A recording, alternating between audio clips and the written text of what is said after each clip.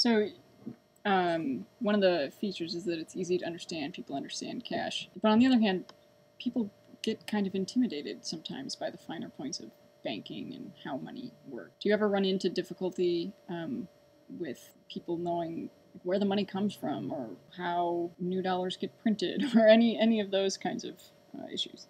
Yeah, we do run into that, but I think these are issues that people are used to thinking of, and particularly they've been thinking about them a lot in the past year, where everybody is struggling to try to understand like what the Federal Reserve Board does and like that. Whereas 5 years ago people didn't really care what they did because whatever they were doing, they seemed to be doing it right.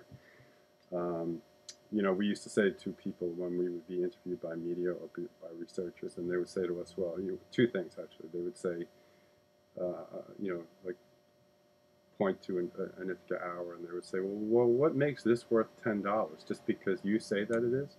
And then I would open my wallet and I'd take a $10 bill out and throw it on the desk, and I'd say, what makes that worth $10? Because you say it is? And because I say, because we agree on it, right? That's what makes it worth $10, nothing else.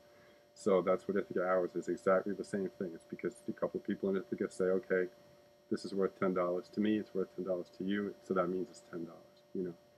So I think that actually, we kind of simplify things for people. When you take these issues on, obviously Greenspan didn't understand what he was doing. We used to say to people when they would ask us, the next question would be, well, how do you know how to run the system? How do you know how much to issue? How do you know not to issue a little bit more, not to issue a little bit less, or whatever it is? And we would say, well, we do it exactly the same way that the Federal Reserve Board does, which is that we guess, because that's all they do. But we don't even say that anymore, because it used to be we thought that we were comparing ourselves to somebody reputable. So we don't say that anymore. I don't know what our line is going to be anymore, but that's basically what we do.